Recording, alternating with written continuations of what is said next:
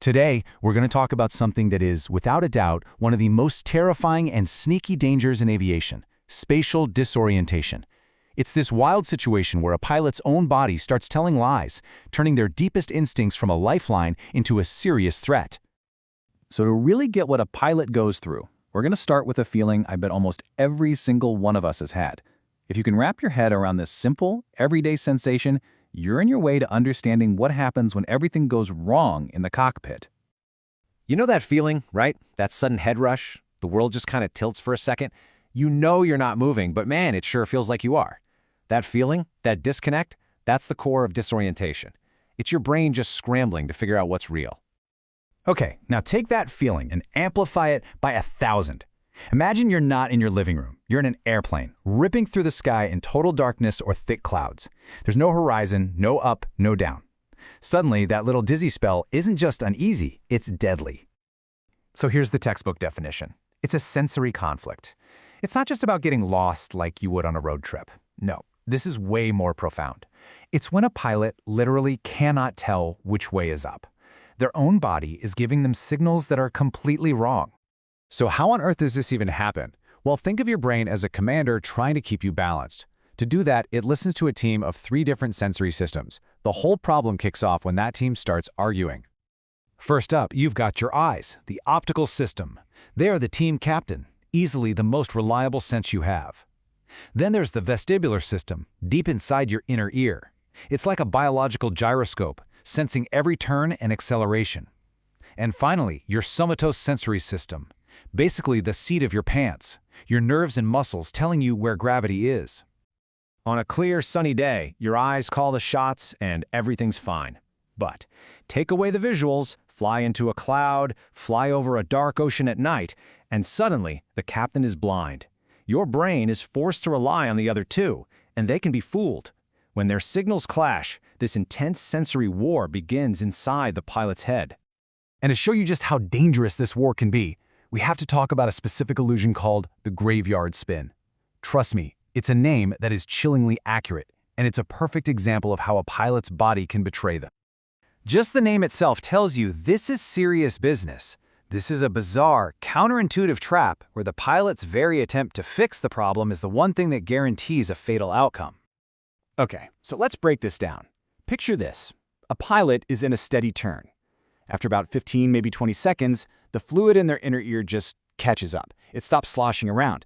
So the brain gets a new signal. Hey, we're flying straight now. So the pilot, thinking the turn is over, levels the wings. But here's the killer part. Leveling the wings makes the inner ear fluid slosh in the opposite direction. This creates an incredibly powerful sensation that they're now banking hard the other way. So what do? They correct it by turning back into the original spin, pushing the plane deeper and deeper into a dive they don't even know they're in. So just let that sink in. The pilot's inner ear, the very system designed to keep them balanced, is feeding them information that is 100% wrong.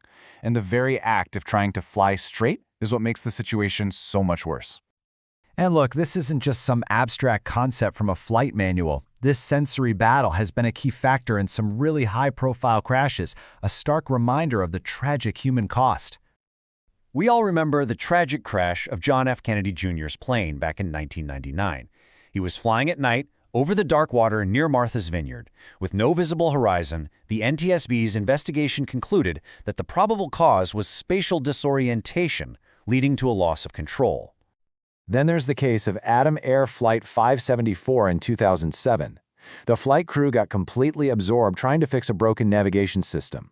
While they were distracted, the autopilot quietly disengaged and the plane started a slow, gentle roll. By the time they looked up, disorientation had completely taken over, and it was tragically too late. And of course, more recently, the devastating helicopter crash that took the lives of Kobe Bryant, his daughter, and 7 others.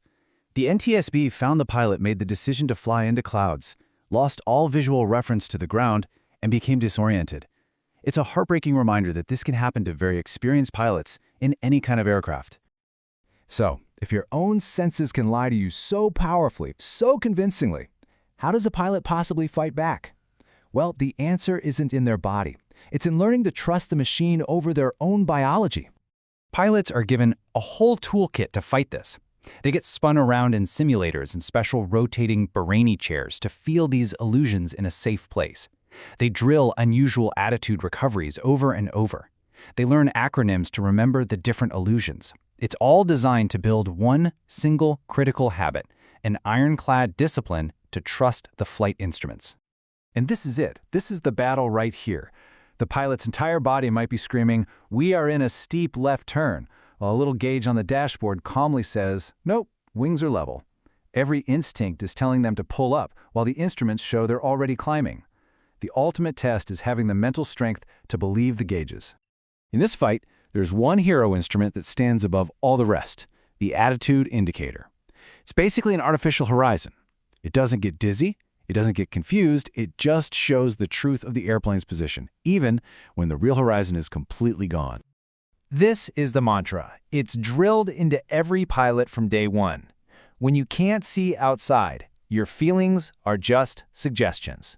The instruments, they are facts. The truth isn't in your inner ear, it's right there on the flight deck. So, when you boil it all down, survival depends on a three-legged stool. You need intense training so you recognize the trap when it appears. You need disciplined decision-making to avoid getting into those situations in the first place. And most of all, you need an unshakable, absolute faith in your instruments when your own body starts to whisper lies. And that really leaves us with one final, sobering thought. It's easy for us to sit here and say, oh, just trust the instruments. But put yourself in that cockpit for a second. Under enormous pressure, with every single fiber of your being screaming one thing, and a small, quiet dial telling you the exact opposite, which one would you have the discipline to believe?